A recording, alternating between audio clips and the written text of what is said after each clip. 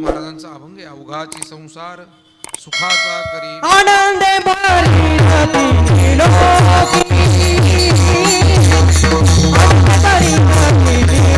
आनंदे भरी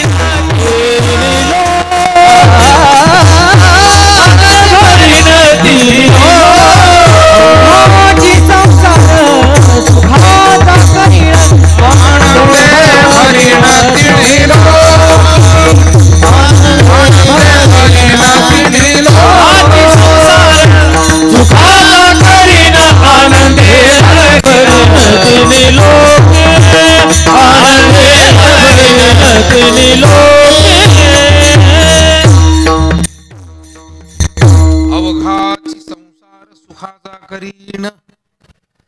अवघा संसार आणि माझा संसार याच्यात खूप मोठा अंतर आहे. माझा संसार म्हणजे फारच छोटा, नवरा बायको लेकर बाळ गाडगे मडके संपलं, झाला माझा संसार. आणि अवघा संसार या शब्दाच्या व्याप्तीला मर्यादाच नाहीत. अवघा म्हणजे किती, हे ब्रह्मांड जिथपर्यंत आपल्याला आकलन होतंय, ब्रह्मांड किती आहे हे तर अजूनही संपूर्णपणे समजलेलं नाही, पण जिथपर्यंत आपल्याला आकलन होतंय हे सर्वच विश्व आणि विश्वातील चराचरातील सर्व जीवमात्र सुखी व्हावे, हा अवघा संसार. म्हणून सामान्य माणूस आणि संत याच्यामध्ये शरीरदृष्ट्या फरक नाही. तोही नेत्रीप आहे, श्रवणी ऐकत्व आहे. आपण डोळ्यांनी पाहतो, कानाने ऐकतो, मुखाने बोलतो. अगदी शारीरिक क्रिया गीता म्हणते, पश्यन शृण्वन स्पृशन जिघ्रन नश्नन गच्छन स्वपन श्वसन प्रलपन विसृजन गृह्णन नुन्मिशन निमिशन अपि. गीतेतला हा एक श्लोक असा आहे, तो नवख्या माणसाला जर दाखवला तर भोवळ येईल, त्याला भोवळ चक्करच येईल त्याला. अरे हे काय, ते सगळं एकच आहे. त्या शब्दामध्ये कुठेही खंड नाही आहे, तो अखंड शब्द आहे सगळा. तो मुळात शिकण्यासारखा, पाहण्यासारखा. गीता शिकावी बरं का. आपल्या जवळपास कोणी गीता शिकवणारा असेल ना, मी आपल्याला जाता आता एक खूप आपुलकीचा आदराचा सल्ला देतो, गीता शिकावी. एक अध्याय तरी आपल्याला गीतेचा आला पाहिजे, कारण भगवंताच्या मुखातली ती अक्षर आहे. एवढं मोठं हे आपल्याला कोण देणार आहे दुसरं. विठाला विठाला.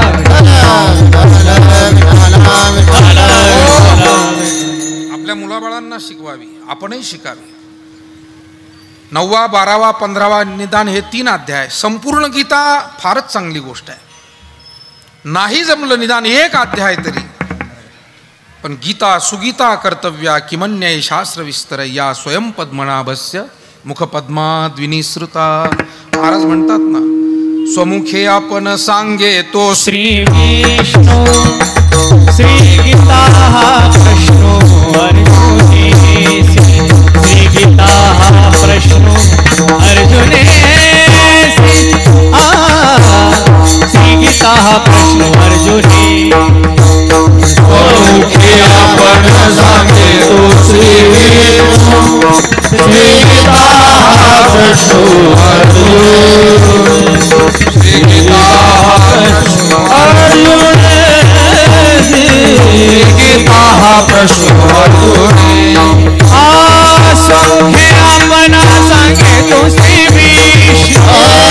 स्वमुखे आपण सांगे तो श्री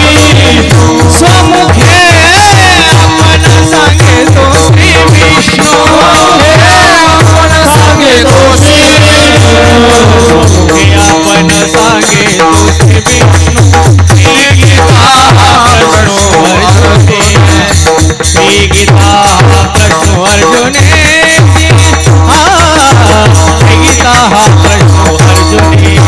स्वमुखे आपण सांगे तो श्री विष्णू श्री गीता प्रश्नो अर्जुने.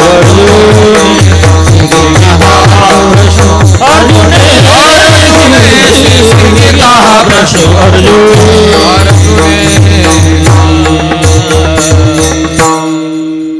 पहा, आपल्याला सरकार दप्तरी जर आज काही जुनी कागदपत्र मिळाली तर किती त्याचं महत्त्व वाटतं.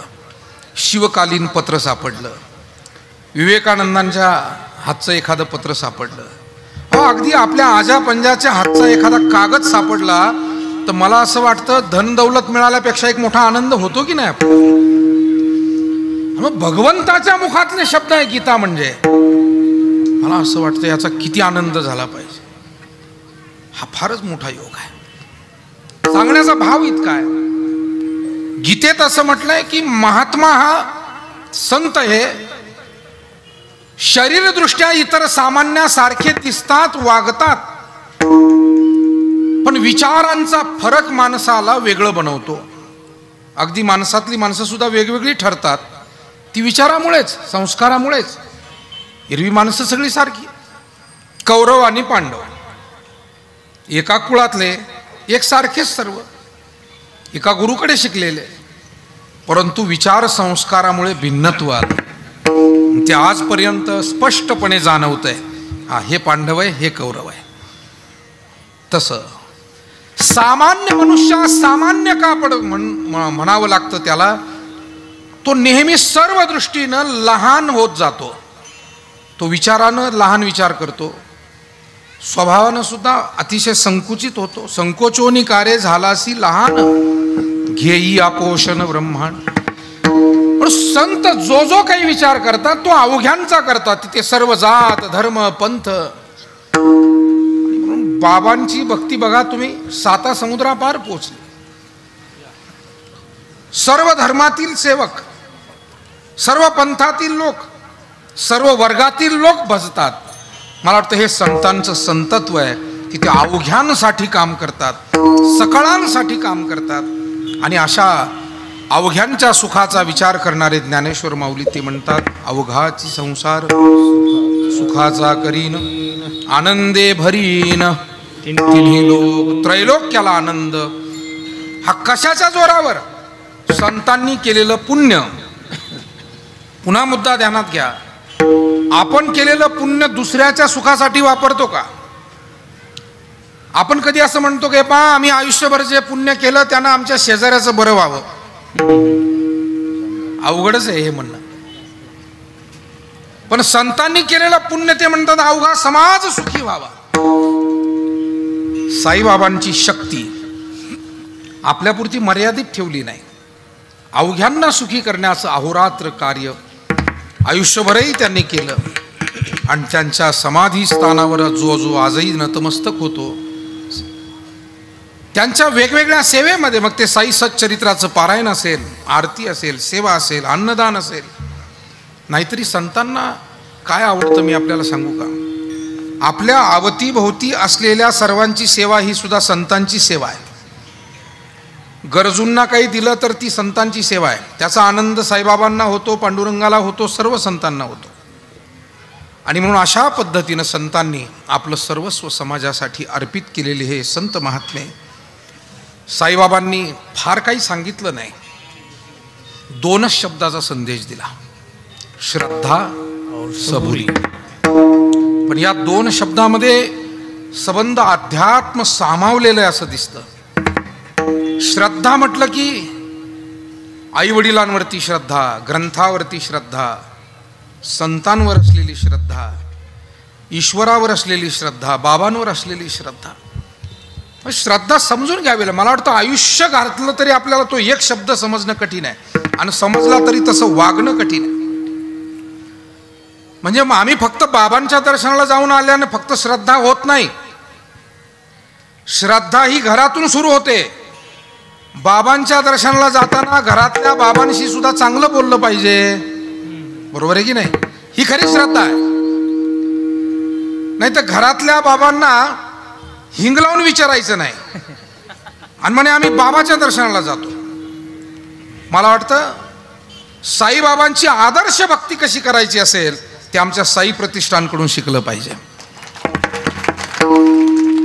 मनोभावे जे करायचंय, आपला व्यवहार, आपला प्रपंच, आपलं व्यक्तिगत जीवन व्यवस्थित, तीही सेवा करायची. आणि मग बाबांची सेवा. विठाला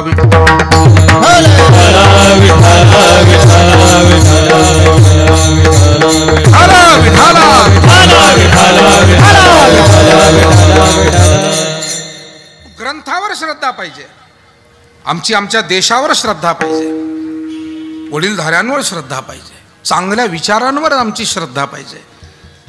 बाबा मोजकं बोलले पण किती सांगून गेले. आणि जीवनामध्ये तुम्हाला जे काही मिळवायचं त्याच्यासाठी सबुरी पाहिजे, धीर पाहिजे, दम पाहिजे, थोडंसं आपल्याला काही काळ त्यासाठी द्यावा लागतो, याची तयारी पाहिजे. महाराज म्हणतात तुमच्या जीवनात चांगलं काहीतरी घडेल पण त्याच्यासाठी प्राप्त काळ येऊ द्यावा लागेल. प्राप्त काळ घडी आल्यावी, प्राप्त काळाचा थोडासा विचार करावा लागेल. मग सबुरी शिकवली. मला असं वाटतं काही महात्मे मोजकंही बोलले तरी खूप काही सांगून गेले. काही महात्म्यांनी पुष्कळ सांगितलं तरी त्याच्यातून प्रत्येक शब्दातून तत्वज्ञान. पण मी एका ठिकाणी असं वाचलं होतं की मनुष्य जसजसा तो जास्त समज त्याच्याकडे येत जाते ना तसतसा तो कमी बोलू लागतो. बरं का, कमी बोलू लागतो तो. म्हणजे एक पाश्चात्य तत्ववेत्ता होता, तो फार कमी बोलायचा. त्याला कुणीतरी मित्राने एकदा विचारलं एवढं कमी का बोलता. त्यानं सांगितलं बोललेल्या वाक्यांविषयी कधीतरी माफी मागावी लागते किंवा पश्चाताप तरी करावा लागतो. वाईट बोलला म्हणूनच पश्चाताप करावा लागतो नाही, कधी कधी चांगलं बोलला म्हणूनही पश्चातापाची वेळ येते. चांगलं बोलतो काही नाही हो, देऊन टाका त्या घरात मुलगी, आता हे काही वाईट शब्द आहे का, पण तरी सुद्धा याही वाक्याचा पश्चाताप करण्याची वेळ येते. विठाला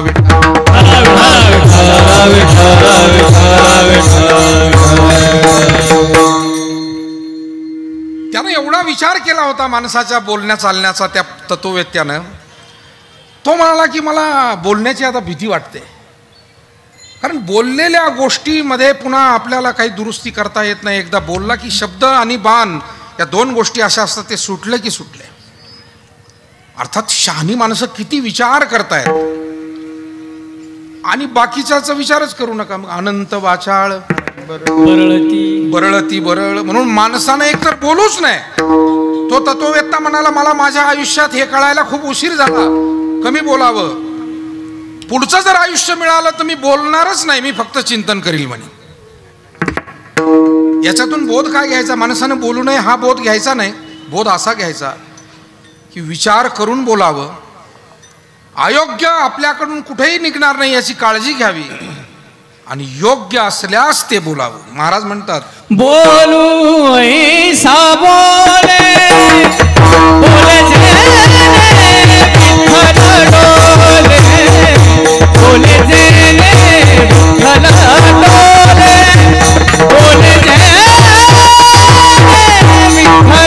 बोलू ऐसे बोले जेने बोले विठ्ठल डोले बोले विठ्ठल डोले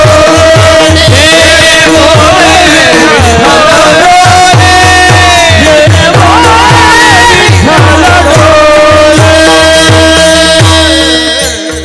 बोलू ऐसे बोले जेने बोले विठ्ठल डोले.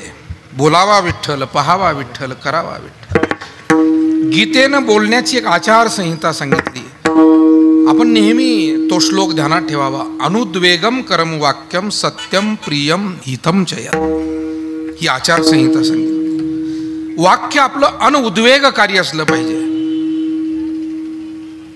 त्यातली त्यात धार्मिक क्षेत्राच्या व्यासपीठावरून बोलताना ज्यांना ज्यांना इथे संधी मिळते, आमच्या सारख्यांना आपल्या सर्वांच्या मनाचा मोठेपणा असतो की एवढं मोठं स्टेज तुम्ही मंडळी आम्हाला देता, पण हे करताना जातीवाचक टिप्पणी करणं, स्त्रियांवरती काही बोलणं,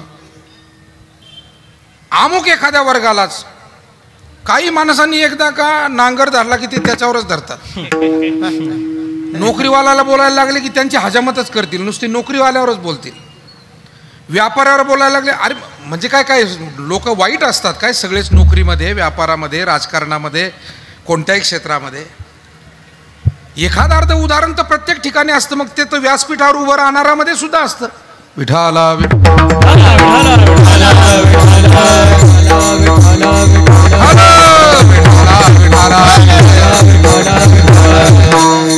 कीर्तन ही कोणाची खरडपट्टी करण्याची साधनं नाही. कीर्तन म्हणजे ही कोणाच्या प्रश्नांना उत्तरं देणं, एकमेकाचे द्वेषमत्सर काढणं याचं साधन नाही. कीर्तन हे आनंदाचं साधन आहे. संतांच्या विचारांची आपण चर्चा करावी, त्यातून काहीतरी वेचत राहावं, बोध घेत राहावं आपल्या जीवनासाठी. कथा त्याच आहेत, ग्रंथ तेच आहे, पण त्याच्यातून दरवेळेला काही ना काही नवीन सापडतंय, वेचायचं आहे आपल्याला. ते जसं समुद्रामध्ये ते गोताखोर मंडळी समुद्राच्या तळाशी जातात आणि त्यातले मोती सापडून आणतात. मला वाटतं हे सप्ताह, कथा, कीर्तनं ठेवण्यामागचे हेतू हे आहे की सद्विचारांचे मोती, जीवन मूल्यांचे मोती आपल्याला याच्यातून वेचायचे आहेत आणि ते जीवनामध्ये स्वीकारून एक चांगलं जीवन जगण्याचा प्रयत्न करायचा, एक यशस्वी जीवन जगण्याचा प्रयास आपल्याला करायचा. आणि म्हणून बोलूच नाही असं काही महात्म्यांना वाटतं. आणि महात्मे बोलायचं ठरलं तरी मग व्यापकत्वानं बोलतात. आणि मग या व्यासपीठाची ती जबाबदारी आहे. बोलायचंच असेल तर व्यक्तीला डोळ्यासमोर ठेवून काहीतरी वेगळं हे करून बोलण्यापेक्षा मला असं वाटतं परिस्थितीवर बोला, समस्येवर बोला, व्यापकत्वानं बोला. या व्यासपीठावर काही असो, टीका करायची झाली तरी ती व्यापक असली पाहिजे आणि वर्णन करायचं झालं तरी ते व्यापक असलं पाहिजे. विठाला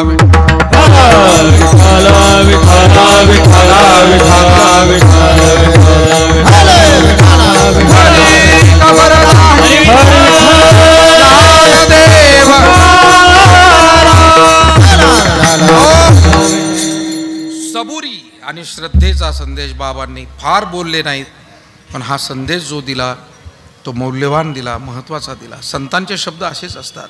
माऊलींचे प्रत्येक शब्द बघा, तू कोणी घेतले मोती ये जैसे. आणि अखेर या संतांच्या विचारातून काय साध्य करायचंय तर संत महात्म्याने आपल्याला दोन गोष्टी समजावून देतात. ज्यानं हे जीवन दिलं त्या परमात्मा तो कसा आहे, त्याचा आपला काय संबंध आहे, हे संत महात्मे समजावून सांगतात. आणि जे मिळालेलं जीवन आहे त्या जीवनाची सार्थकता, इतिकर्तव्यता कशात आहे ते समजावून सांगतात. ज्यानं जगत निर्माण केलं त्याला समजून घेणं ही पहिली जबाबदारी आहे. तुका म्हणे जन्म आल्याचे सार्थक विठ्ठलची एक देखील. पण हा परमात्मा त्यांच्याशिवाय आपल्याला कोण सांगणार, कारण ते स्वतः परब्रह्म स्वरूप आहेत हे महात्मे संत. आणि त्याच्यामुळे तेच परमात्म तत्वाविषयी सांगू शकतात, बोलू शकतात. बैसता संताचे संगती कळो आले कमळापती, आपुली कोणीच नव्हती निश्चय चित्ती दृढ झाला. संत सहवासानं परमात्मा कळतो. नाही महाराज म्हणाले कळतच नाही, आकळतोही. संत दर्शनी हा लाभ पद्मनाभ जोडीला, तो परमात्मा आपलासाही होतो. पण तो परमात्मा आहे कसा, आता याविषयी मात्र खूप काही भाष्य आपल्या संतांनी आणि शास्त्रकारांनी केलंय. परमात्मा काय आहे तर तो सत्य स्वरूप आहे. परमात्मा काय आहे तो ज्ञान स्वरूप आहे. परमात्मा हा आनंद स्वरूप आहे. तो सर्वांतर्यामी आहे, तो सर्वव्यापी आहे आणि सर्व समर्थ आहे. म्हणजे जगातलं जेवढं सामर्थ्य आहे त्या सर्व सामर्थ्याच्या वर असलेलं सर्वतोपरी सामर्थ्य त्याचं आहे. किंबहुना असंही म्हणता येईल की जगातलं जेवढं सामर्थ्य आहे ते परमात्म्याच्या सामर्थ्यामुळेच आहे. सूर्यही प्रकाश देतो, पण सूर्य त्याच्याच शक्तीमुळे प्रकाश. तुझी याच तेने वेदाची बोलणे, तुझी याच वेदाची बोलणे, तुझी याच वेदाची बोलणे, तुझी याच वेदाची बोलणे, सूर्यासी चालणे तुझी सूर्याची चालणे तुझी ऐसा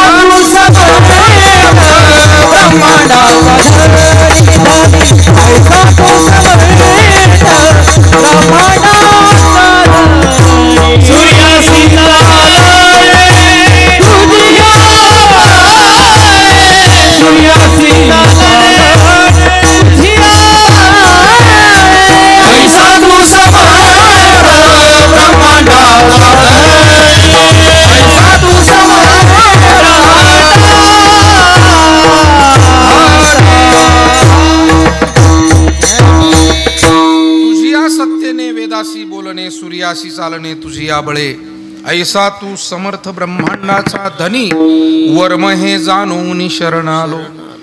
देवा आम्ही तुझे शरणागत झालो, तुझी सेवा आम्ही करतो. ती अंधश्रद्धा म्हणून, फक्त अनुकरण म्हणून नाही, हा विचार त्याच्या मागे आहे. तू या ब्रह्मांडाचा धनी, मालक, परमात्मा आहे. आम्ही सर्वजण तुझ्या कृपेनं जगतोय, वागतोय, चालतोय, बोलतोय. चाले हे शरीर कोणाची, हे सत्य कोण बोलविते हरिविन. देखवी ऐकवी एक नारायण तयाचे भजन. परमात्म तत्व ते आहे, हे या जगाचं आधार अधिष्ठान तत्व आहे.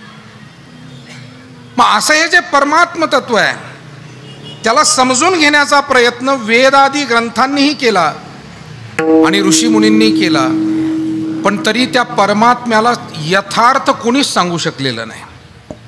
जसे आमचे कॅमेरामन असतात, फोटो काढतात, निसर्गाचा फोटो, समुद्राचा फोटो, पण त्या फोटोला मर्यादा आहे ना मायबापू. त्या फोटोमध्ये जेवढं काही शक्य आहे तेवढंच ते चित्र येऊ शकतं. आत्तापर्यंत असं कोणी म्हणू शकतो का की जगात जेवढा निसर्ग आहे तेवढा मी फोटोत सामावला नाही? त्याच्यातले काही ठराविक ठिकाणं तुम्ही शूट केले, ते दाखवले, चांगलंच काम आहे. पण जशी फोटोची मर्यादा आहे ना, तशीच मानवी बुद्धीची मर्यादा आहे. सामान्य माणसाचं सोडावं, या जगातले जे महान विचारवंत तत्वज्ञ, साधू, संत, आईन्स्टाईन नावाचा शास्त्रज्ञ होऊन गेला. जगात जे काही थोडे लोक असे झाले की ज्यांना पुष्कळ काही समजत होतं, जसं ज्ञानोबा रायनासारखे, तुकोबा रायनासारखे, सॉक्रेटिस सारखे, तसाच आईन्स्टाईन त्या पंक्तीत बसणारा महात्मा आहे. शास्त्रज्ञ असला म्हणून काय झालं, ज्ञान केवढं प्रचंड होतं.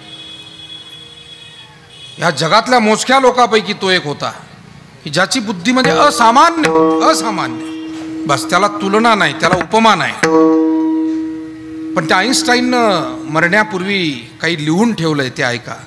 तो आईन्स्टाईन म्हणतो, मी माझ्या आयुष्यभरामध्ये खूप काही अध्ययन केलं, खूप काही समजून घेण्याचा प्रयत्न केला, पण मी जेवढं समजून घेतलं, जेवढा अभ्यास केला, माझ्या एक लक्षात आलं, मला फक्त माझं अज्ञान कळत गेलं. तो काय म्हणतो बघा बरं, मोठ्यांचे शब्द कसे असतात.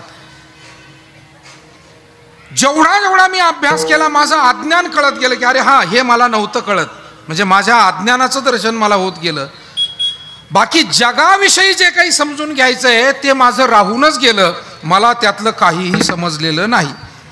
आता खरं म्हणजे सगळ्या शास्त्रज्ञांना एक मोठी शिदोरी अणुरेणूच्या संशोधनाच्या रूपानं देणारा आईन्स्टाईन आहे. पण तो म्हणतो की मला या जगाबाबतीत फारसं काही समजलं नाही, कारण तो असं म्हणतो, मी एक दरवाजा जर उघडला तर मला पुढे अनंत दरवाजे दिसायचे. मी एक वाट चालू लागलो तर मला पुढे हजारो वाटा दिसायच्या. म्हणून हे ब्रह्मांड किती आहे, कसं आहे, केवढं आहे, याचं आकलन मानवी बुद्धीला होत नाही, हे आईन्स्टाईन म्हणतोय. विठाला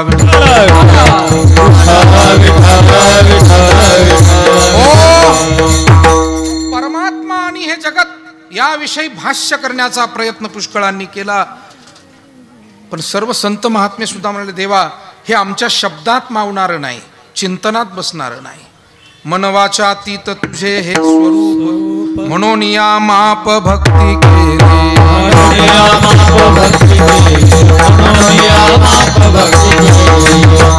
मनवाच्या तीत तुझे स्वरूप, मनवाच्या तीत तुझे स्वरूप, माप भक्ती केली. माप भक्ती केली. मनवाच्या तीत तुझे स्वरूप, मनवाच्या तीत तुझे स्वरूप, म्हणून या माप भक्ती केली. म्हणून या माप भक्ती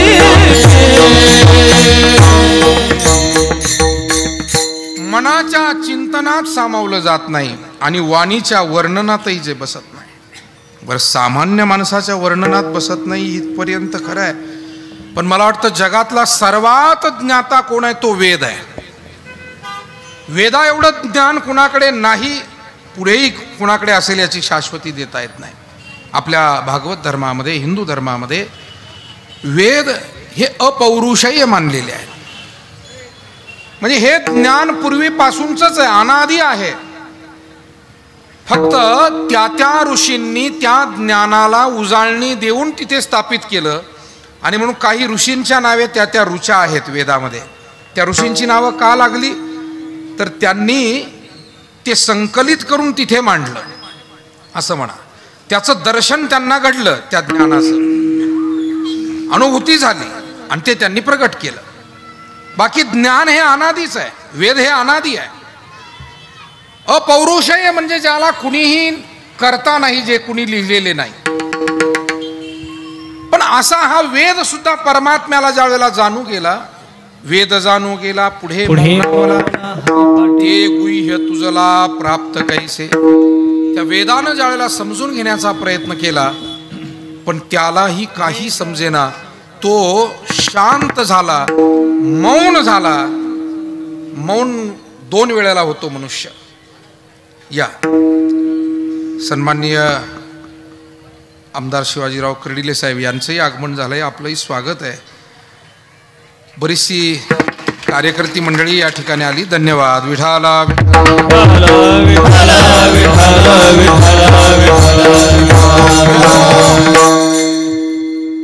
नांदूर तालुका राहता इथून सुद्धा साईबाबा सेवा मंडळातील सर्व कार्यकर्ती मंडळी, आमचे ढोकचवळे पाटील असतील, गलांडे पाटील, ही सर्व मंडळी आली. त्यांनाही मी धन्यवाद देतो. साहेब तुम्ही निवांत झाले, आता काय अडचण नाही राहिली. तुमच्या मागची धावपळ थोडी थांबली.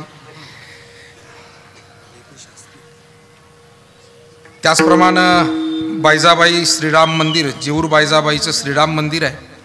आणि तिथून आमचे परमादरणीय प्रकाशजी महाराज ढेपे शास्त्री यांचंही आगमन झालं. मी आपलंही स्वागत करतो. विठाला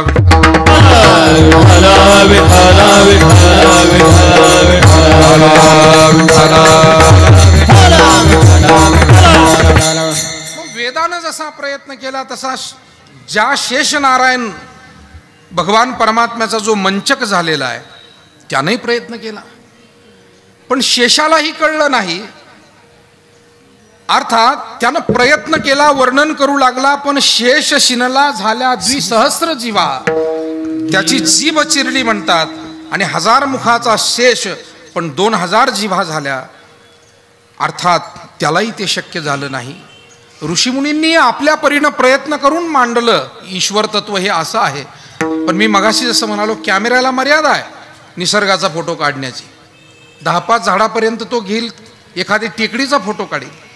पण सगळा निसर्ग त्या कॅमेऱ्यात जसा सामावला जात नाही, तसं कोणत्याही शास्त्रात, कोणत्याही ग्रंथात आणि मानवी बुद्धीमध्ये ईश्वर आणि त्याची शक्ती, त्याचं व्यापकत्व हे सामावलं जात नाही. महाराज हेच अभंगाच्या पहिल्या चरणातून. वेदादी श्रमले न कळे दया वेदादी श्रमले न कळे दया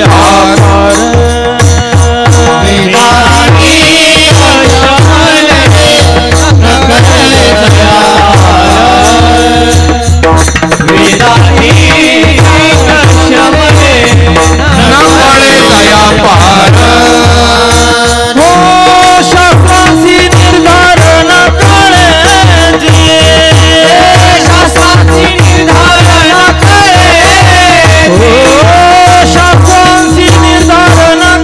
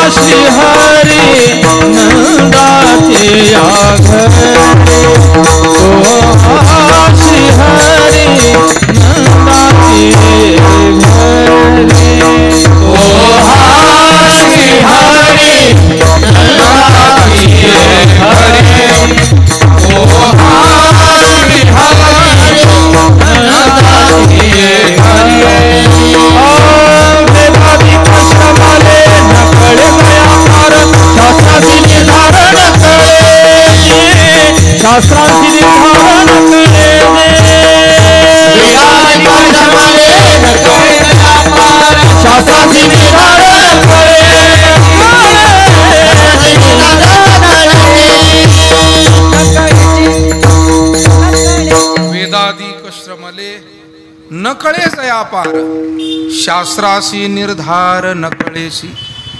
आकलन होत नाही. हे पहा, कधी कधी घरामध्ये राहणारी माणसं सुद्धा, एखादी व्यक्ती ज्या वेळेला घरातून अचानकपणे त्यांचं निधन होतं, ते निघून जातात. आणि माणसं जेव्हा नंतर बोलतात, आठवणी काढतात, त्यावेळेला क्वचित एखादी व्यक्ती अशी सांगते की पहा, आमच्या जवळ होते पण आम्हालाही कळलं नाही. मला मागे कोरोनाच्या काळामध्ये एक पत्र आलं एका कुटुंबातून, आणि त्यांनी सांगितलं की तुम्ही आमच्या घरी आल्यानंतर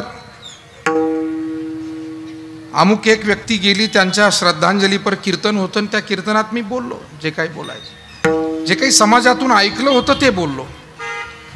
त्या कुटुंबातले लोक म्हणले आम्हालाही माहीत नव्हतं की आमचे साहेब हे इतके मोठे होते. कधी कधी असं होतं, कारण आपण आपल्या नात्यागोत्याप्रमाणे त्या व्यक्तीला तितक्याच फुटपट्टीत पाहत असतो.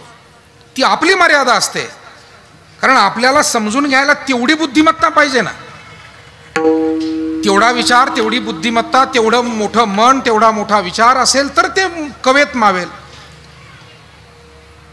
आपण तेवढ्यावरच जर आपल्या चष्म्यातून पाहिलं, चहा प्यायला बोलवलं होतं बा साहेबांना, नाही आले, तेवढ्यावरच नाराज झाला. त्यानं फक्त चहाची आणि साहेबाची तुलना केली, त्याची बुद्धी तितकीच. चहाच्या कपात बसेल, काय भाऊ साहेब आमच्याकडे चहा प्यायला आले. अरे नसतील आले चहाला, एखाद्या वेळेला घाई असेल, परंतु चहाच्या कपाबरोबर त्यांची तुलना करू नको ना. मग त्या माणसानं मोठमोठी केलेली कामं असतील, परिश्रम घेतलेले असतील, तर मला असं वाटतं मनुष्य हा प्रत्येक जण आपली स्वतःची एक मर्यादा घेऊन, फुटपट्टी घेऊन, त्यातून ही सगळी मोजमाप करत राहतो. विठाला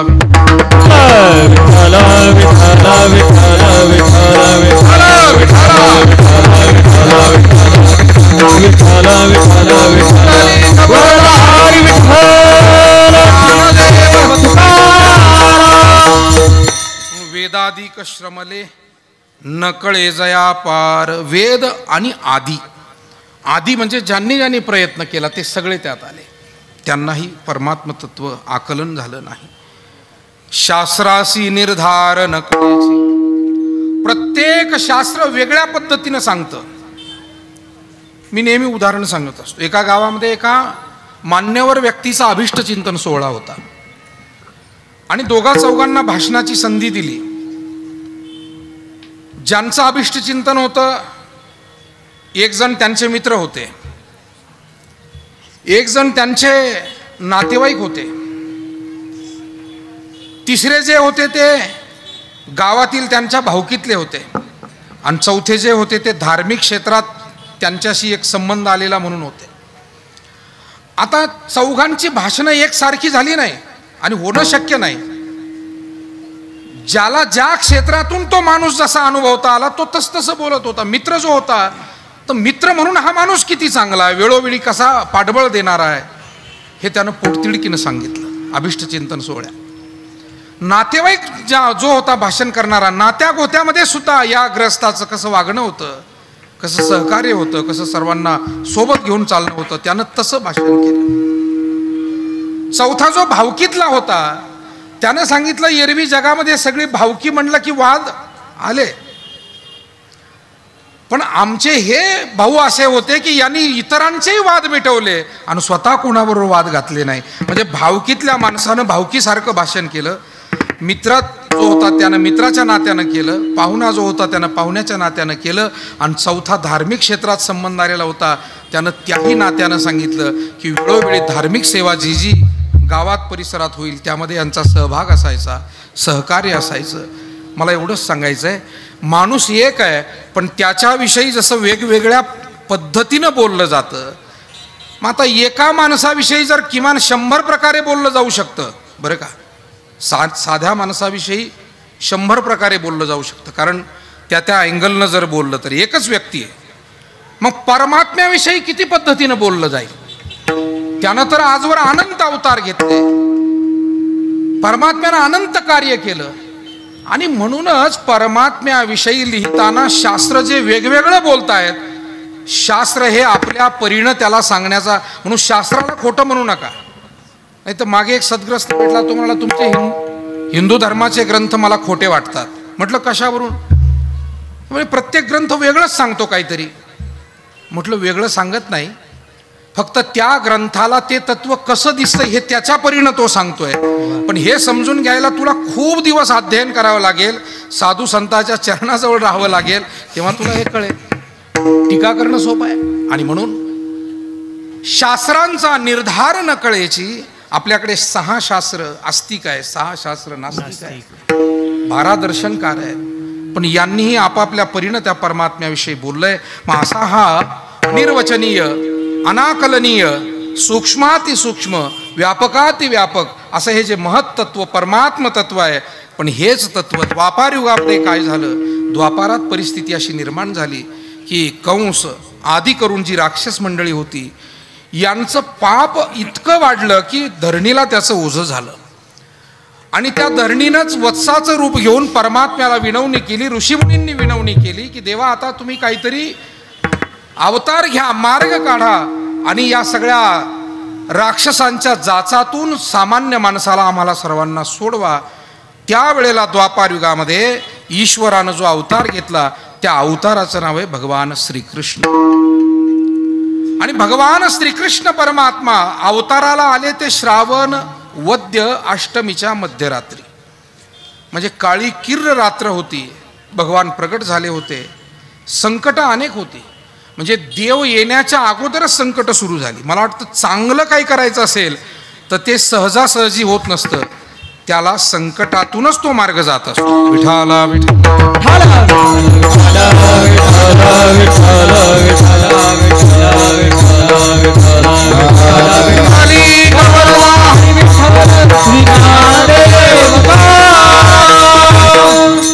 स्वामी विवेकानंदांचं मोठं प्रसिद्ध वाक्य आहे की तुमच्या कामात जर एकही अडथळा आला नाही तर समजून घ्या काम चुकीचं आहे.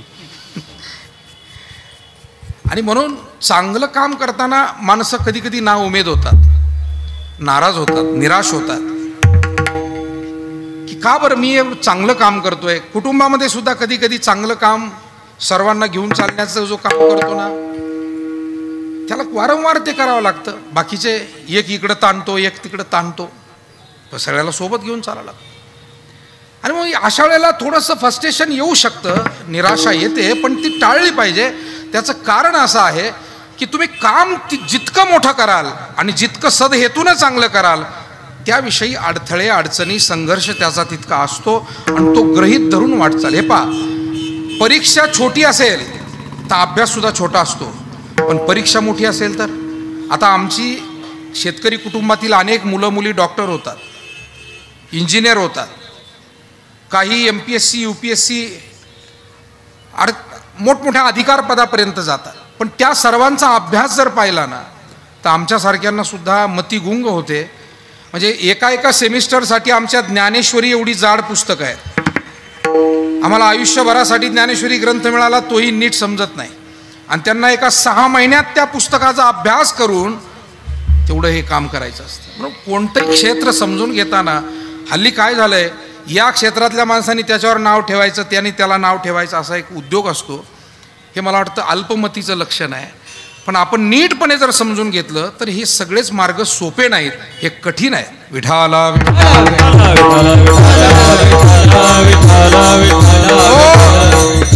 बऱ्याच लोकांना वाटतं मुलं शिकतायत म्हणजे शिकताय, अरे पण त्यांना काय त्या अभ्यासाचा लोड आहे, काय त्याचा त्रास आहे. आपलं वाटतं झाला इंजिनियर झाली मुलगी डॉक्टर झाली, पण काय अध्ययन करावं लागलं. अगदी कोणत्याही पदावर जाऊ द्या, कुणी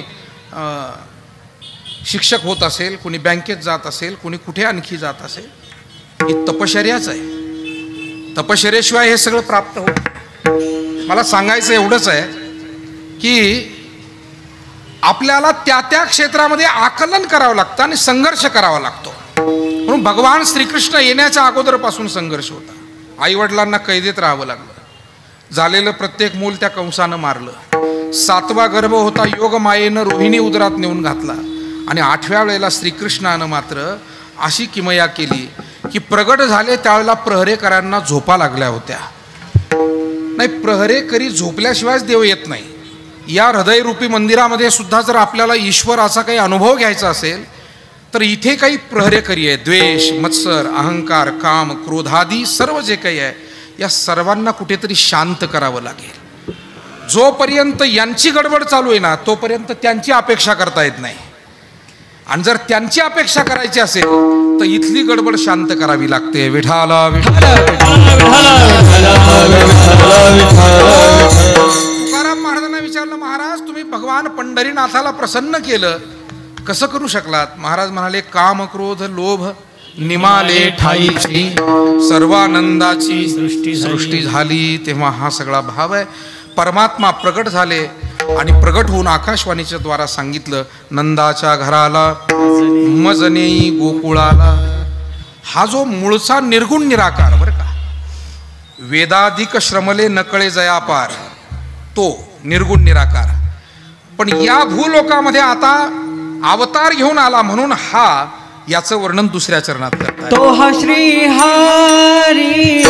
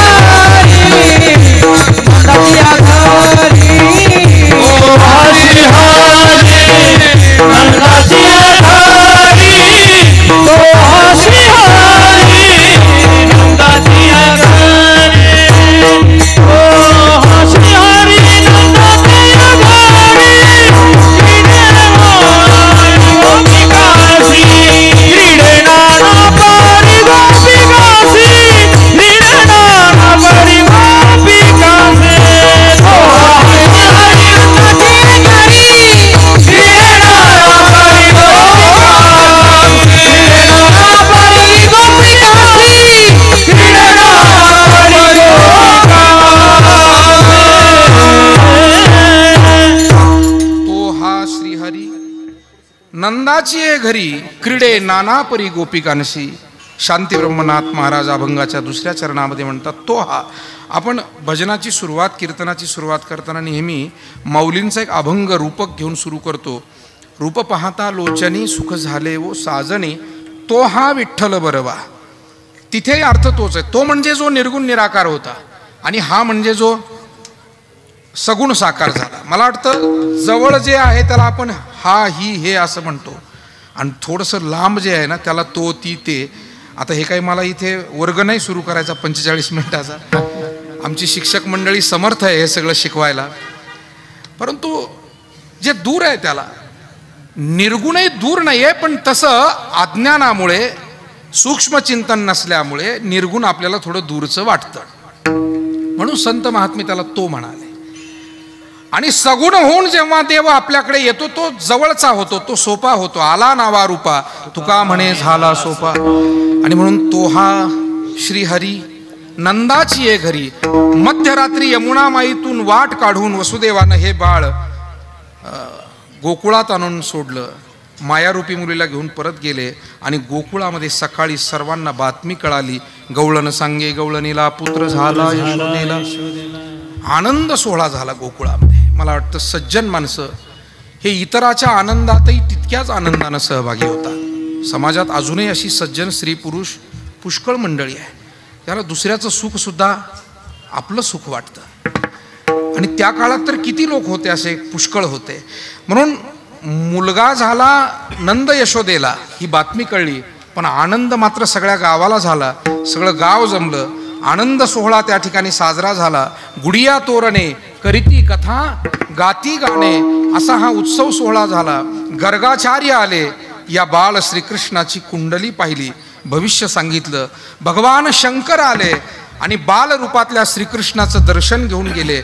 हळूहळू हा परमात्मा आता लहानाचा मोठा होऊ लागला, थोडासा रांगूही लागला आणि त्याचं कार्य सुरू झालं. रांगत रंगणी चोरीत लोणी रांगत रंगणी चोरीत लोणी आवणे धरिती गवळणी गौरी धरिती गवळणी बांधिती चरणी देती गाराणी बांधिती चरणी देती गाराणी यशोदे साजनी यशोदे साजनी आतही दूध भक्षुणी कमालये सवन केले साजनी कृष्णा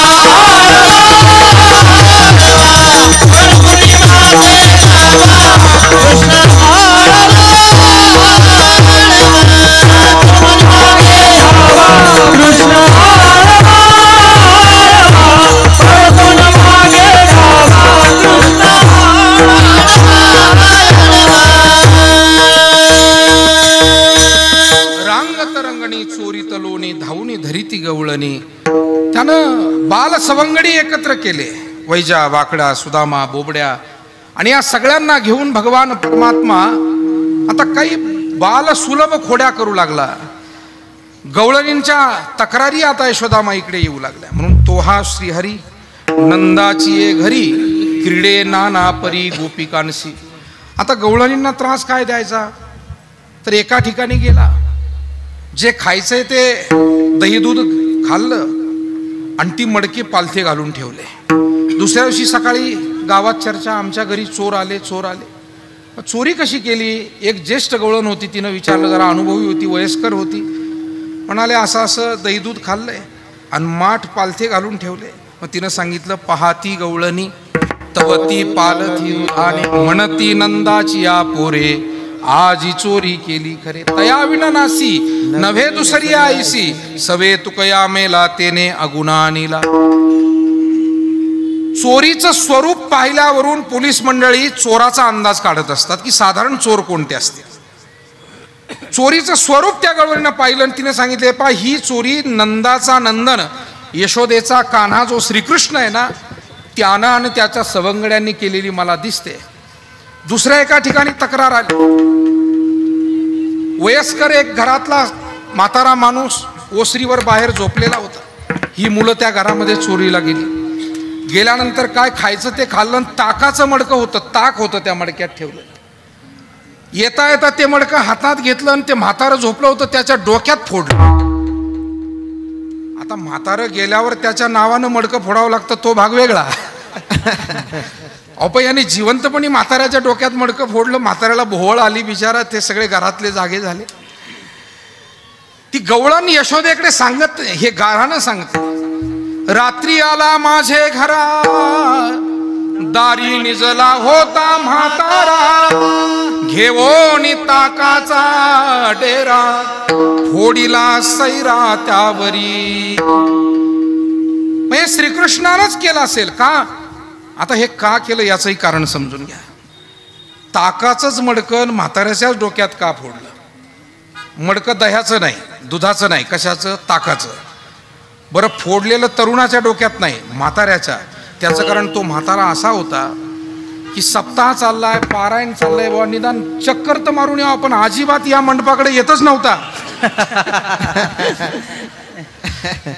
श्रीकृष्णाला वाटलं, अरे बाबा आता तरुणपणात नाही वेळ मिळाला, प्रौढपणात जबाबदाऱ्या होत्या, पण निदान म्हातारपणात तरी काही देवधर्म करायला नको का?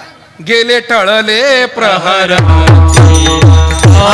गेले टळले प्रहर काय निद सुरा निद काय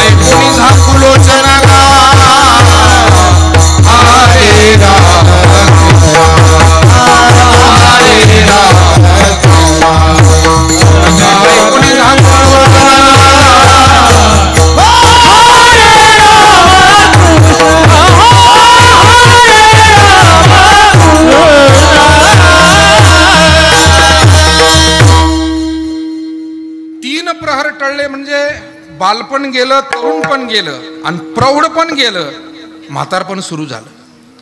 मनुष्यानं खरं तर जीवनामध्ये लवकर सावध व्हावं. साधारणपणे बालवयातच ज्यांना चांगले विचार संस्कार मिळतात त्यांची जीवन यात्रा पुढे चांगली जाते.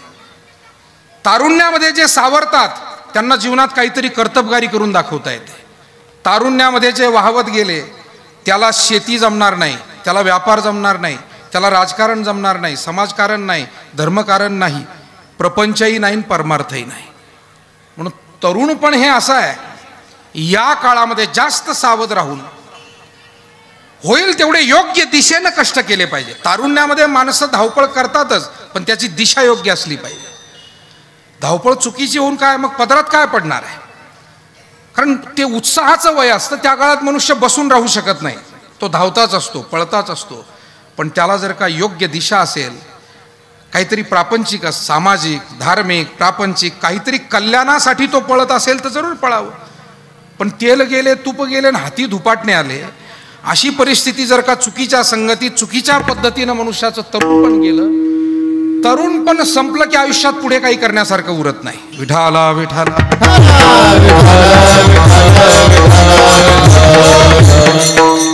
जेवढी मोठी माणसं समाजामध्ये तुम्हाला दिसत आहेत ना, स्त्री पुरुष, यांनी तरुणपणातच कुठेतरी योग्य दिशा धरून जे काही त्यांना करायचे, समाजकार्य असेल, धर्मकार्य असेल, प्रापंचिक कार्य असेल, हे तरुणपणातच त्यांनी दिशा प्राप्त केलेली आहे.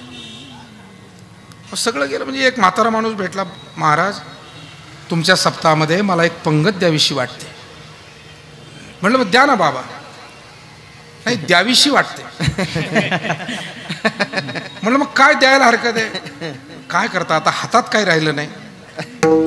आता मला थोडंसं वयस्कर माणसांशी बोलायला आवडतं आणि म्हणून मी त्यांच्याशी संवाद साधला. म्हटलं बरं जाऊ द्या, देतील पोरं सोरं आजचे जे करते धरते ते देतील, नका तुम्ही चिंता करू. पण तुमच्या तरुणपणात तुम्ही काही केलं का? ते म्हणाले बाबा त्यावेळेला सुचलं नाही आणि आता सुचतंय तर हातात राहिलं नाही. म्हणून एक ध्यानात घ्या, ज्या वेळेला सगळ्या काही गोष्टी, तरुण वय हे असं आहे की तुम्हाला शरीराची साथ आहे, बुद्धीची साथ आहे, मित्रांची साथ आहे, कर्तबगारी त्यावेळेला करता येते. जे काही करायचंय केले होय याची जन्मी, अवघे विठोबाच्या नामी. विठाला तेव्हा भगवान श्रीकृष्णानं म्हाताऱ्याच्या डोक्यात डेरा फोडला. नाना प्रकारच्या खोड्या अशा सुरूच राहिल्या आणि या सगळ्या खोड्या सुरू असताना भगवान श्रीकृष्ण परमात्मा आता गोपाळांच्या समवेत, फक्त गोकुळातच नाही तर गोकुळातून तो बाहेरही पडलेला आहे. कारण गोकुळातलं काम आटोपलं होतं. 5वीच्याच दिवशी पुतना मावशी त्यानं मारली. महाबळ नावाचा राक्षस ब्राह्मण वेश घेऊन आला, त्याची विटंबना केली. शकटासुराचा उद्धार केला. गवळणी गोपाळांना आपल्या संगतीचं सुख दिलं. इतकंच नाही, ज्या नंद यशोदेनं खूप साधना आणि तप केलं होतं की हे देवा तू आमचं बालक म्हणून आमच्या अंगणामध्ये खेळावं, त्यांनाही मोठं सुख दिलं. यशोदेला तर भगवान परमात्मा नेहमी काही ना काही करून सतवायचा. मला वाटतं लहान लेकरांचं खोड्या करणं हे सुद्धा सुखावं असतं. माणसं कदरतात, काय बा पोरं वैतागून सोडलं, तेच पोरं जर 2 दिवस गावाला गेले करमत नाही म्हणतात, संध्याकाळी व्हिडिओ कॉल करतात. विठाला विठाला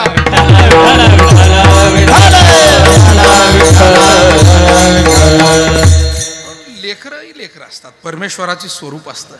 आणि मग भगवान श्रीकृष्ण जरी भगवान असला तरी त्यानं बालरूप घेतलं होतं आणि त्या बालवयाप्रमाणे तोही खोड्या करायचा. एक दिवस काय झालं, यशोदामाई मंथन करायला बसल्या. मोठा डेरा होता, भरपूर दही टाकलं होतं, मोठी रवी होती, दोर त्याला बांधलेला होता आणि घुसळण चाललेलं होतं. पण काही केल्या त्याच्यातून लोणी बाहेर येईना. एका गवळणीमध्ये मोठं सुंदर वर्णन केलं. डेरा मधुनी बाळ माझा जीवन पाहे, डेरा मधुनी बाळ माझा जीवन पाहे. नामा म्हण धन धन, नामा म्हण धन धन, नामा म्हण धन धन. वर्णो में काये, वर्णो में काये. घुम घुम करती, घुम घुम करती, घुम घुम घुम करती, घुम घुम घुम घुम.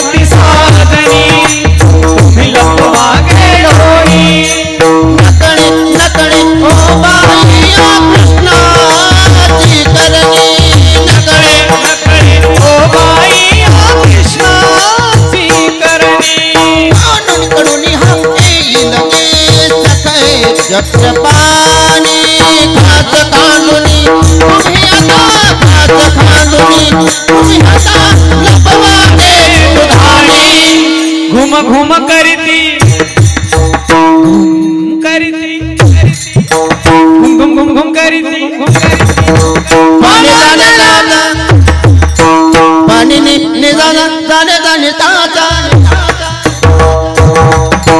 रे दादा रे दादा रे जाने रे दादा pani pani sare sane re sa sa sane ba mare mare sa ni ni sa sa re sane re sa sa sare ga re sane re sa sa sane sa sa ni ni sa sa ni sa sa ni sa sa ni sa sa ni sa sa ni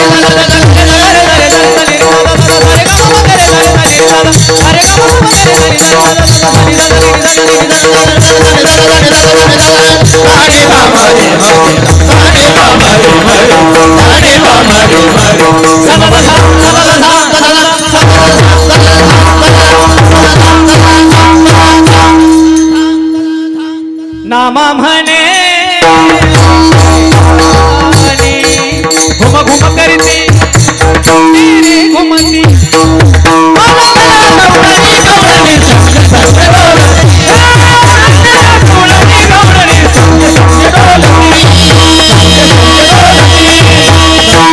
भगवान श्रीकृष्णाच्या या सगळ्या खोड्या खरं म्हणजे आता वेळ वाढत चाललाय नाही तर ते एवढी शस्त्र आहे भात्यात भरलेली इथं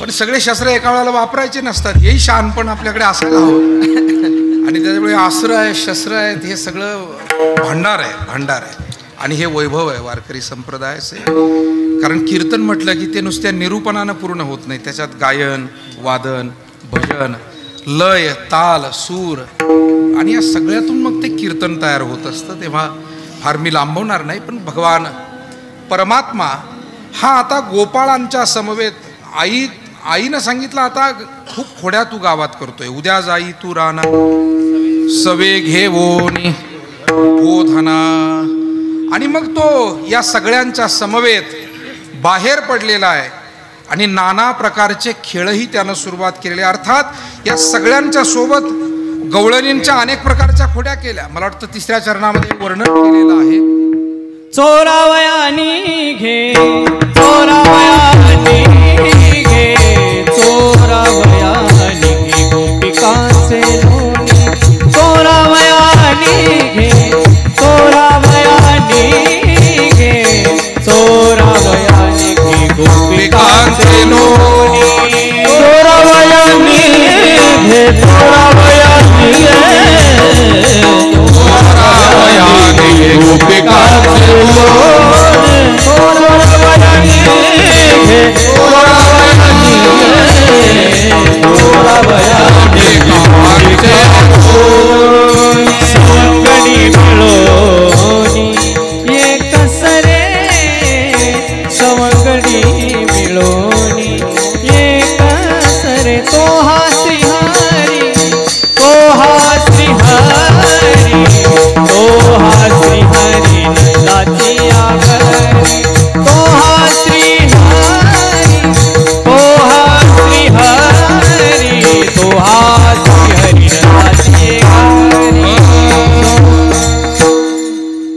चोरावयानी घे गोपिकांचे लोणी सौंगडे मिळवणी एकसरे सर्वांना सोबत घेऊन दही दूध लोण्याची चोरी भरपूर झाली तक्रारी वाढत गेल्या आणि सांगितलं आता तू गावात चांगला वागत नाही तुला पुढचं काम केलं पाहिजे भगवंताला माहिती होतं मला पुढील काम करायचं अजून कंस चाणूर मर्दन मुष्टिक शिशुपाल जरासंध वक्रदंत इत्यादी राक्षस मारायचे गोपाळांच्या समवेत काही खेळही खेळायचे आहेत पण नाथ महाराज म्हणतात असा हा अकळ असणारा परमात्मा नाना प्रकारचे खेळही खेळला एका जनार्दनी खेळत असे खेळ एका जनार्दनी खेळत असे खेळ एका जनार्दनी खेळत असे खेळ एका जनार्दनी खेळत असे खेळ एका जनार्दनी खेळत असे खेळ एका जनार्दनी खेळत असे खेळ एका जनार्दनी खेळत असे खेळ एका जनार्दनी खेळत असे खेळ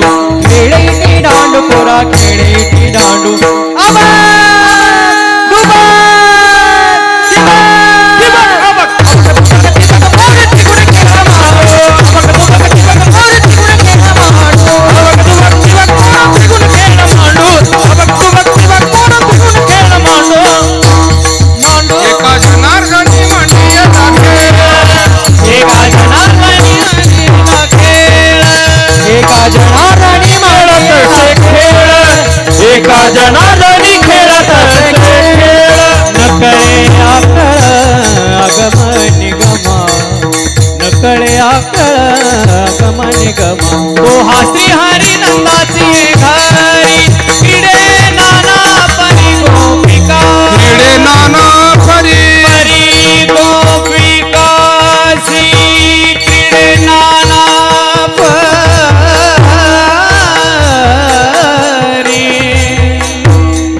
गोपिका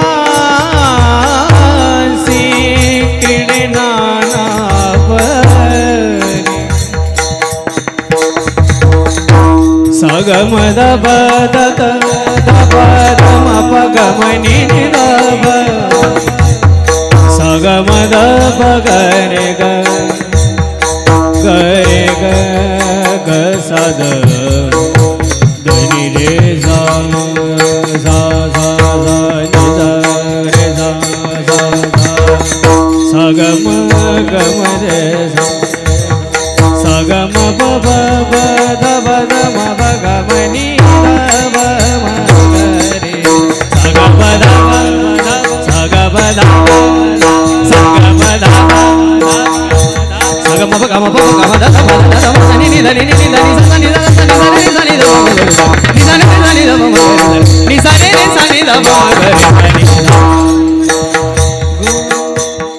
क्रीडे नाना परी गोपिका से रे क्रीडे नाना परी गोपिका से क्रीडे नाना परी क्रीडे नाना परी गोपिका से क्रीडे नाना परी रे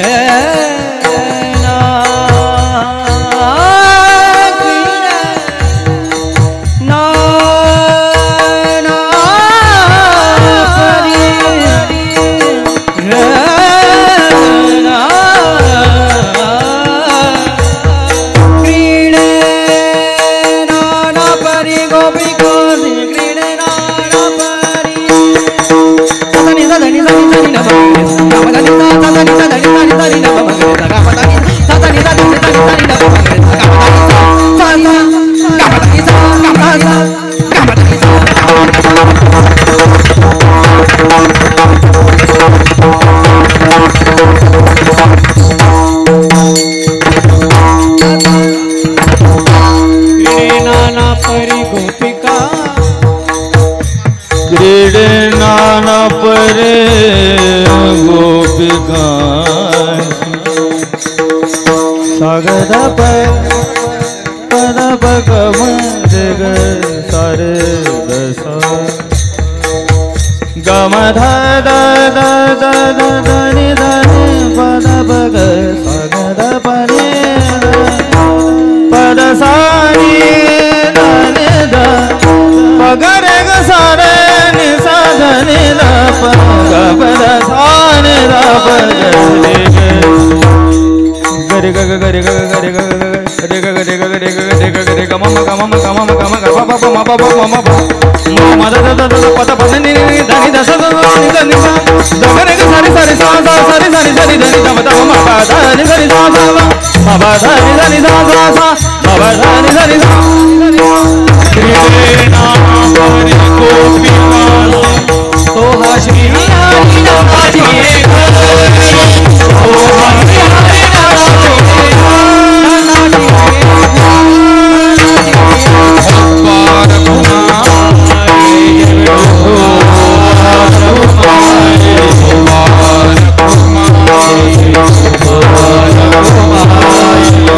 कुमार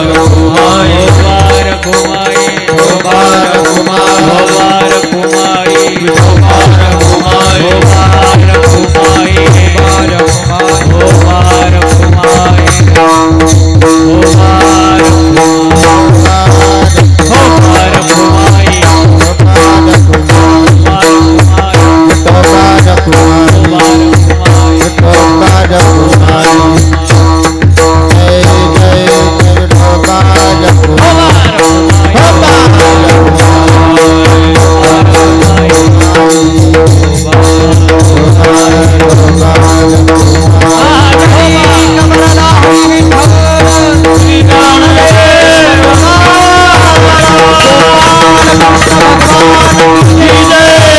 ज्ञानेश्वर माऊली माऊली ज्ञानेश्वर माऊली नाराज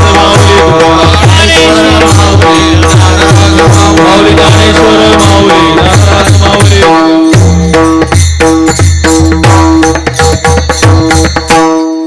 झालेली सेवा या ठिकाणी आटोपती घेत असताना काल्याचा अभंग आणि आरती फक्त आपली बाकी आहे. काल्याचा अभंग होईल आणि मला वाटतं बाबांची आरती शेवटी होईल, कीर्तनाची आरती अगोदर होईल असं नियोजन करूया. मध्यंतरी आपली सर्व मान्यवर मंडळी जी आहेत त्या सर्व मान्यवरांची 2 शब्द शुभेच्छा या ठिकाणी आपल्याला ऐकायच्यात आणि म्हणून आपल्याला विनंती राहील की पुढील एक 5-10 मिनिट आपण थोडंसं असंच सहकार्य करावं, शांत बसावं. अर्थात आपल्या उत्सवाला आणि आपल्या गावाला सुद्धा ती शिस्त आहेच, ते वेगळं सांगण्याचं प्रयोजन नाही.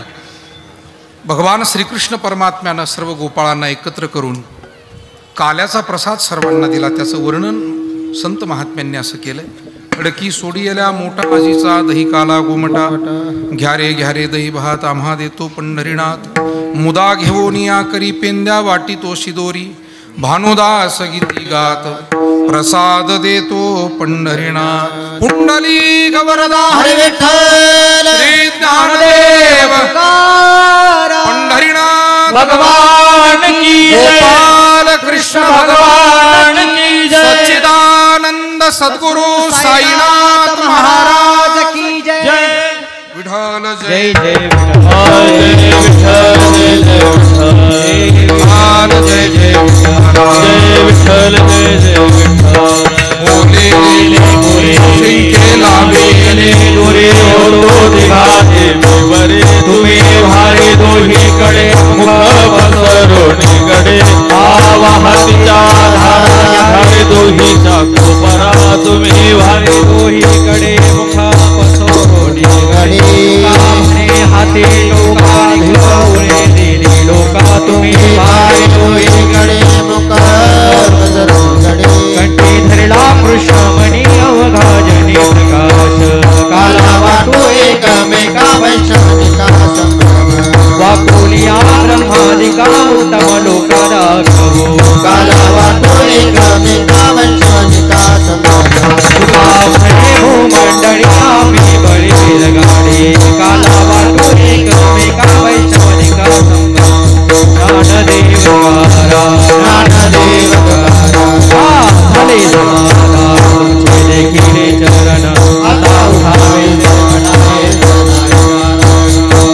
सुरवाली देवता पडले आता उठावे ते मनाय तनाय नारायण तुका म्हणे दिवाळी आता उठावे ते मनाय तनाय नारायण आरती चंद्रपाणी ओवाळते आजे पुराणे नव सदन कळा दिवस सकळ पुण्यवंत तुम्ही बाळा आले पुराणे नव सदन कळा दिवस तुका माझे काळी उमाने जवळी आजी पुराणे नव सदन कळा दिवस प्रेम सप्रेम आरती गोविंदा देव वाळती धन्य धन्य ते लोचनाने तगरी अवलोकन पुराणे मुक्ताओ वाळी परमानंद धन्य धन्य ते लोचनाने तगरी अवलोकन नामणे केशवाते कोणी नाही लोटात धन्य धन्य ते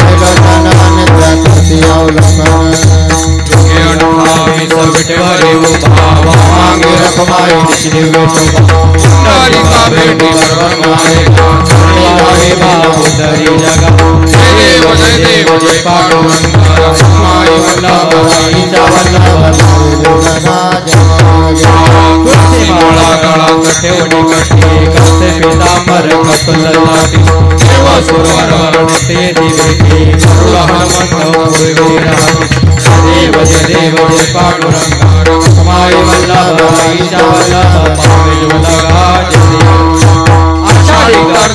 विठ्ठल वैती भागे माझे दर्शन हेळा मात्रे दया होय विश्वासी नामदेव भगवती जय देव जय पांडुरंग रक्षुमाय वल्लभराईच्या वल्लभ विलोलगा आरती राजा महाकैवल्य तेजा सेवती सर्वदंत म्हणून वेद दिला माझा आरती राजा लोकने ज्ञान विहित निराते गुणे अवतार पांडुरंग नाव ठेवले त्याने आरती राजा महाकैवल्य तेजा सेवती सर्वदंत म्हणून वेद माझा आरती राजा प्रगट गुणे विश्व ब्रह्माची ठेवले राम जनार्दनी पायी टकाची ठेवले आरती राजा महाकैवल्य तेजा सेवती सर्वदंत म्हणून वेदला माझा आरती राजा आरती रामा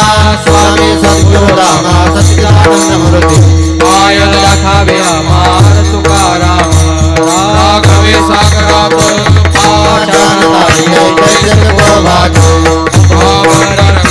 आरती तुकाराम स्वामी सद्गुरु रामा सच्चिदानंद मूर्ती पाय दाखावे अमार तुकाराम तुकिता तुलने श्री ब्रह्मा तुकासे आले म्हणून रामेश्वरी आई देवळे आरती तुकाराम स्वामी सद्गुरु रामा सच्चिदानंद मूर्ती पाय दाखावे अमार तुकाराम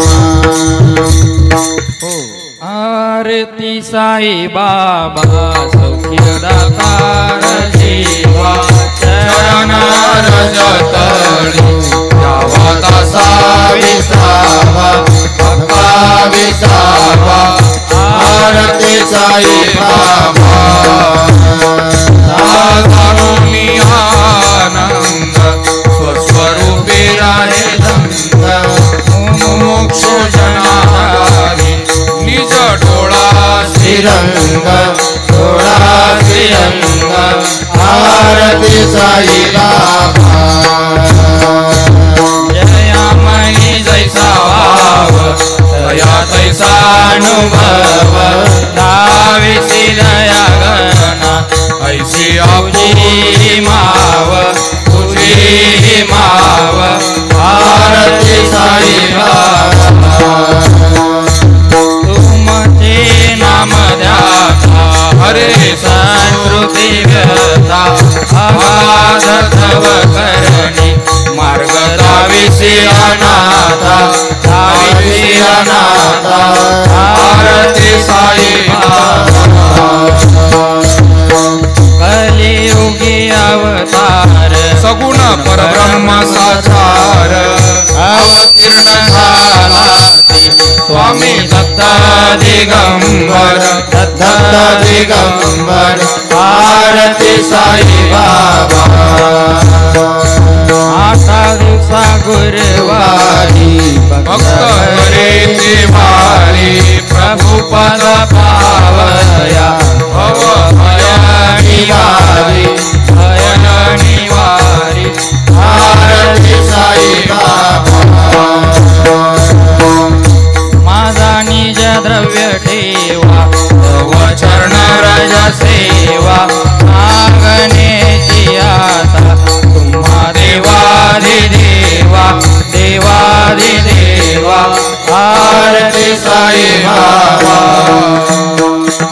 इच्छित दिन चाक निर्मळ पोयणी सुख आजावे माधवाया सांभाळा पोली भाग आपोली भाग आरती साई बाबा दातार जीवा चरण रजतळी जावा दासा विसावा भक्ता विसावा आरती साई बाबा घालील लोटांकन प्रेम्यानंद पूजन भावे उपाय नमने नमः रखमाय डोबा रखमाय मागणी टेक तुझ प्रती आहे देशील तरी पाहे पांडुरंगा या संतासी निरवी हेची मज दे आणि तुझे काही नम का म्हणे आता उदार तू होई मज ठेवी पायी संताची या संतासी निरवी हेची मज दे तुझे काही ज्ञानदेव तुकाराम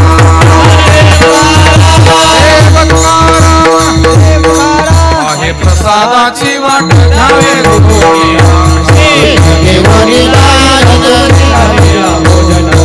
झालो एक सवा तुम्हा आळवोनी देवा तुका म्हणे चित्त करोनी राहिलो निवांत तुकाराम तुकाराम तुकाराम तुकाराम पुंडलिक प्रदाने तुकाराम पंढरीनाथ भगवान की सच्चिदानंद सद्गुरु साईनाथ महाराज सब संतन की त्र्यंबकराज स्वामी महाराज संत महिपती महाराज की सब संतन की जय. बोला डॉक्टर. कृपया सर्वांना विनंती आहे की कुणी आपल्या जागेवरून उठायचं नाही. जय जय रामकृष्ण हरी, जय जय रामकृष्ण हरी. पंढरीनाथ पांडुरंगाच्या कृपेने श्री सच्चिदानंद सद्गुरु साईनाथाच्या आशीर्वादाने तसेच परमपूजनीय गुरुवर्य महंत हरिभक्तपरायण उद्धवजी महाराज मंडलिक नेवासेकर यांच्या आधिपत्याखाली सुरू असलेला हा साई चरित्र पारायण व भव्य कीर्तन महोत्सव आज पूर्णत्वाकडे येत आहे. आजच्या या काल्याच्या कीर्तन प्रसंगी महाराज आपण मौलिक असं मार्गदर्शन आम्हा देवळाळकरांना देऊन आम्हाला जणू अमृतानेच न्हावून घातलंय. त्यासाठी महाराजांसाठी जोरदार टाळ्या वाजवा. मी विनंती करतो आजचे संतपूजन असणारे सौ मंदाताई व श्री गणेशदादा भांड यांना चैतन्य उद्योग समूह की आपण महाराजांचा सन्मान करायचा आहे.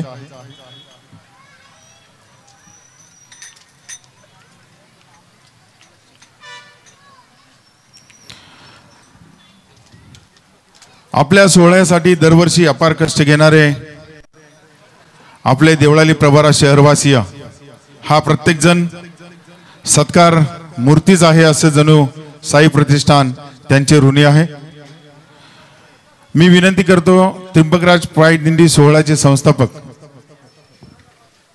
आदरणीय हरिभक्तपरायण सीताराम बौडूस यांना की आपण थोडक्यात 2 मिनिटात मौलिक मार्गदर्शन करावं.